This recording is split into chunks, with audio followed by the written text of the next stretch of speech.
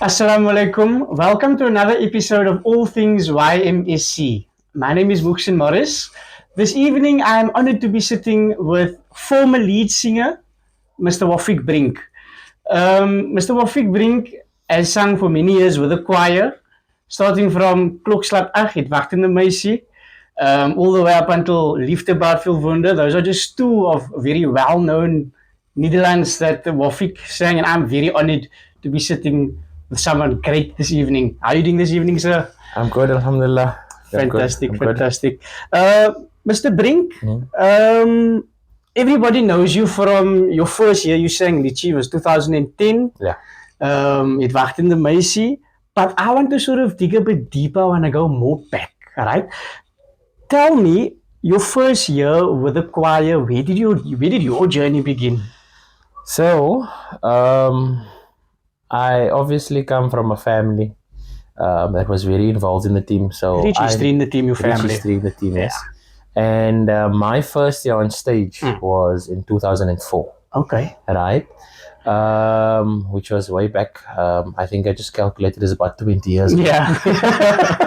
So that's when my journey started as a fully fledged member, of the club. Okay. Yeah, in the year 2004. In the year 2004? Yeah. Okay, fantastic. The year 2004, I remember that year.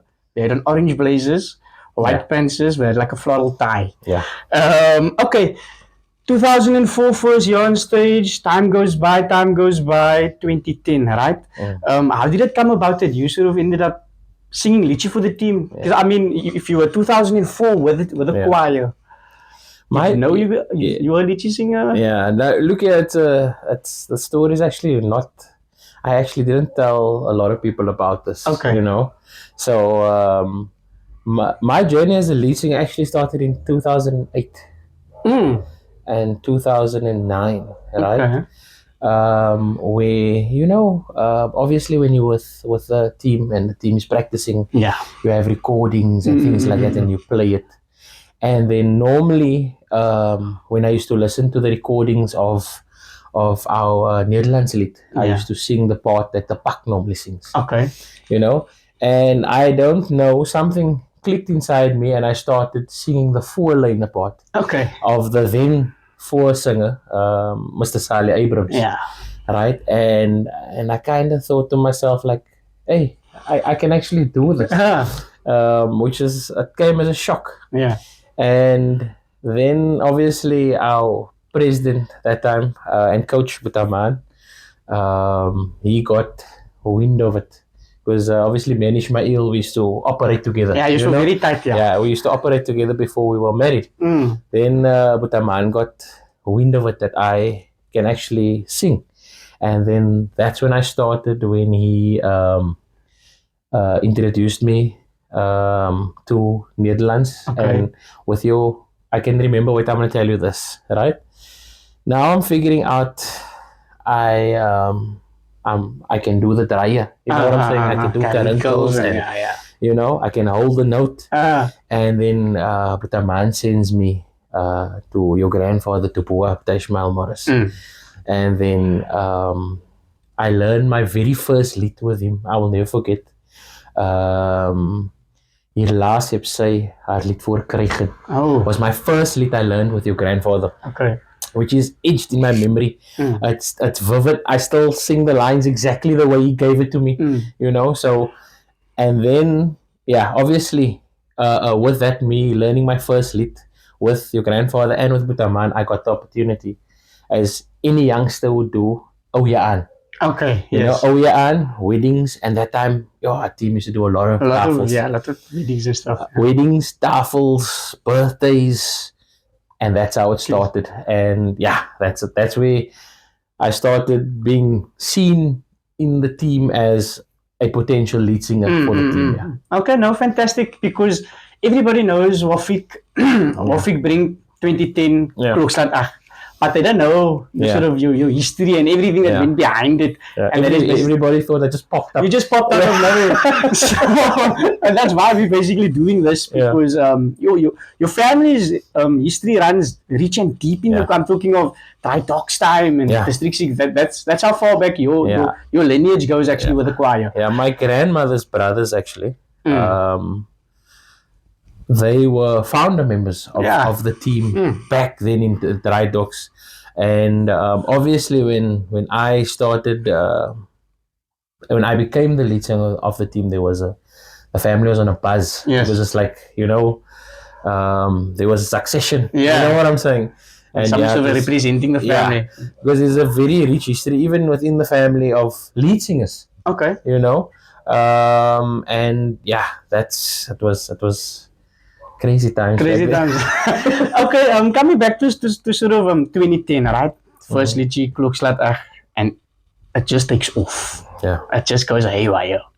Alright, tonight you came, you brought a little souvenir with you here. Do you mind explaining to me? Yeah, this trophy was actually a very proud moment for me. Obviously a lot of people they see your achievements, right? But they don't know the hard work that goes into it. So I look at this trophy and then I see 7 nights of practice for years. Monday nights with the team, Tuesday nights with Putaman, Wednesday nights with the team. I have to break your word. Just sort of hold that thought. Okay, this is a 3 year in a row sort of a keepsake trophy. You were actually leading me into the next question that I want to ask you. Okay.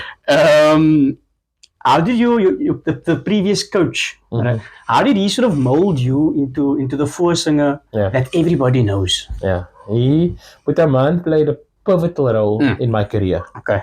Obviously, he was my mentor in the Nederlands Item. And he always told me that he obviously wants to bring the best out of me. And Putaman used to be like the general in the army. That's how hard you had to work to satisfy him. Okay. I have those old reams that used to store the CDs in. I have 3 of those filled with only my voice and his guitar. So every single practice he used to have a little dictaphone that he puts down. That silver one. He used to drill the hell out of you. Okay. I used to leave Putaman's house like my voice is tired. I'm tired, but that is how he instilled also discipline in me and showing me that without hard work, you cannot wish to reach the heights in the sport, But I'm telling you, he taught me valuable lessons. He didn't just teach me Nederlands, he taught me a lot of things. He taught me 4 weeks in the masjid at the same time, dhikr, how to make dhikr, how to be a muazzin. All these things came from him. How to be a muazzin, and today, I don't think a lot of people know this, but you're actually a qualified muazzin. Yes, I am, You are? Mashallah, fantastic, man. Okay. 7 days a week practice. You sing for years. 2019, the last year. Just a bit off topic.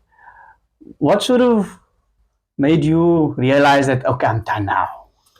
A lot of people sort of tell me, I get people even up until today, why don't Wafiq sing? Wafiq can still sing, Do you mind elaborating on that? I obviously came across that question a lot, where people ask me like, "Why are you retiring?" But my answer to them always was, "There's a natural succession in sport." Correct. And I just felt the need. There was numerous reasons that I had, right, which is maybe too much to mention. But one of my main reasons was there has to be a succession at the club for the club to move forward and to grow, to evolve, and I felt that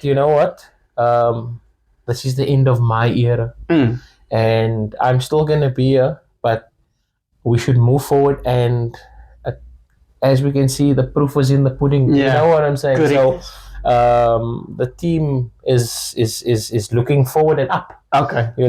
So that is basically what I tell everybody. You know, there comes a time in every sportsman life where you realize, like, hey, and if you don't realize it, I feel that there's a problem. You know, like if you realize it, that you know, it's your time. Like I always I tell like buddies of mine that ask me, hey, why are you not singing anymore? And I'm like, you know what I'm saying?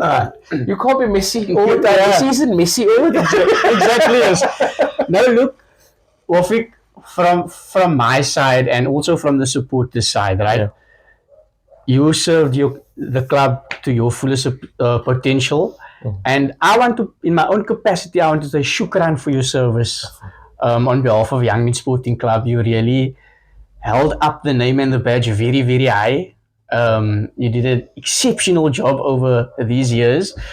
But now what is happening is you're now in a different position at the club. Yeah.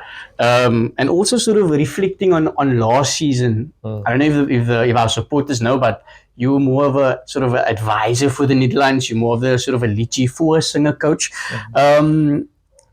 Reflecting on last season, right? Your first time in this advisory position. I want to know, what was your feeling standing in the park after so many years of staying in front? What was your feeling? Yeah, I can tell you, Muhsin, last year I thought I was running away from the stress of being a lead singer. You know, obviously everybody knows to stand in front of that mic, it's extremely stressful. I used to always ask myself, hey, why am I doing this? Why am I doing this myself? I'm getting sick. You know what I'm saying? And then last year I thought I'm stepping away from this, you know, from that pressure there. And then it was even worse. Because now I was no longer in control of the situation. You know, it was the pattern was handed. You know? But on your question about the advisory part, obviously I have to disseminate what I've learned. You know, I'll give the knowledge over. Yeah, we all know that Young Men has a style, a certain style that we love. Yes, we love it. So I feel it as my duty to always to teach that style, so we can continue to enjoy singing in the Netherlands. So yeah, on last year's season, it was stressful. It was working with a new lead singer. And also not having Butaman as you know what, a fallback on, you know, to someone to ask, you know. That's right, is that? And just winging it, you know what I'm saying. So it luckily it went good. That was fantastic. It was an exceptional season for us. Okay. Your first year you sang 2010, you won a first prize, right? Yeah. Last year we have a new liedjie singer, Shoaib Raycliffe. His first year he won a first prize.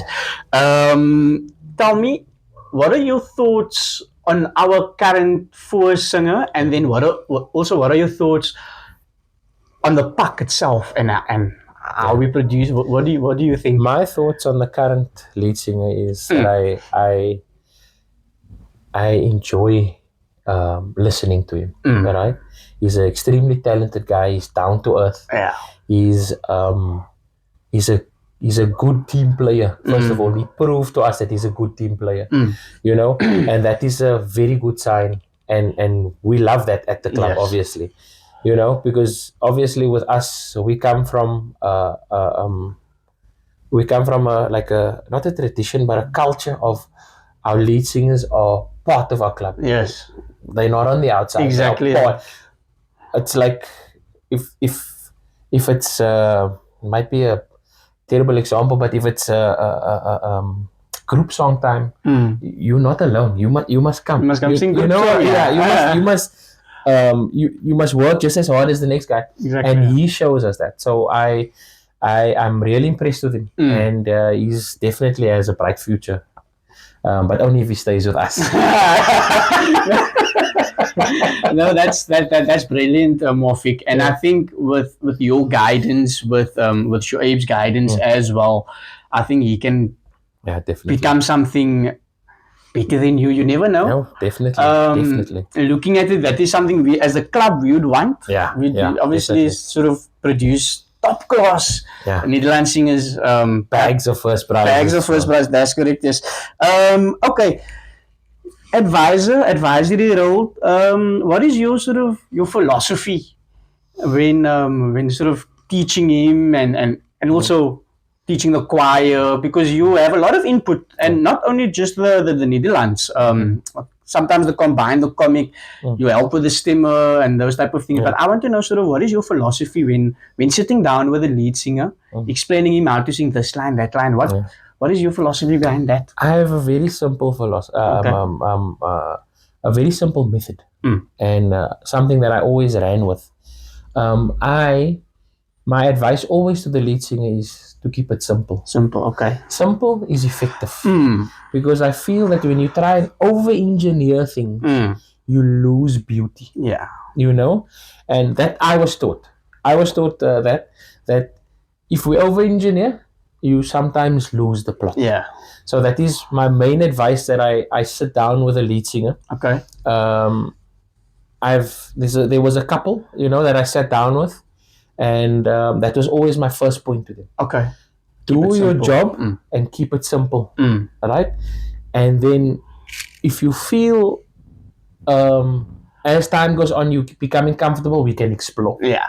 But if you're not comfortable, we keep it simple. Correct. Yeah. That I feel with that methodology, especially as a lead singer, you will produce. Can't go wrong. Yeah. Okay, no, fantastic. So look, what I remember and what I think your philosophy was, and this is something that sort of stuck in my mind. So last year, we were actually practicing here, and then yourself and Shoaib brought the first singer into this room. Yeah. First and foremost, that reminded me a lot of the days when my grandfather, and in this very room, was top class lead singers, and you guys were running through the lychee with him, and that reminded me a lot of those type of days.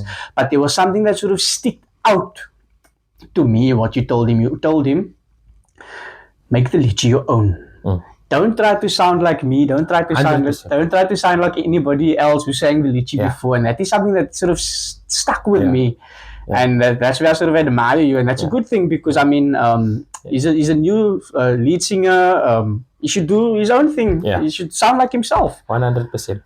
On your first part of your question there, I was also one of the lead singers who sat in this room. I was actually, I think I might be one of the last who sat in this room, and learned from your grandfather. With that, what I told our lead singer that time is obviously, if I can't teach someone to be someone else. Okay, obviously. You know what I'm saying? It doesn't make sense. You play towards your strengths. Correct, yeah. If your strength is singing out of a A, then please do. So teaching someone to sound like someone else is, for me, that doesn't make sense. Exactly, yeah. I would listen to the lead singer, and I would listen to what his strength is, and then work on that. Yeah. Because we can't have, how can I say, how hard is it going to be for me to teach him to sound like me? No, man. It doesn't make sense. So that is why I always say, like, you work on the strengths or the qualities that the person has, and you enhance those. Fantastic. Yeah, that's it. Fantastic. No, that's perfect. Okay, Mr. Brink, wrapping up. What can our supporters expect from Young Men this year? Big things. Okay. Right. Big things. Our choir at the moment is adapting. Is adapting to new coaches. Yes. Right. Is adapting to and our choir is extremely young. Yeah, very young. Yeah. Our choir is very young, and we will produce big things with these guys. So our supporters can be assured that we will produce, and we are hard at work at the moment, and we just count on them to support us and shout in the wall. Yeah. You know what I'm saying? And that's what essentially drives us. But they are in for a good show this coming season. Okay, no, fantastic. With that being said, Mr. Brink, on the 31st of August, we have a karaoke jewel evening at West End Primary. Guys, young men are going all out for this function. We're having a different business coming in to sell pizzas. We're having So there's going to be a lot of surprises. Don't forget to comment, like, and repost. Shukran.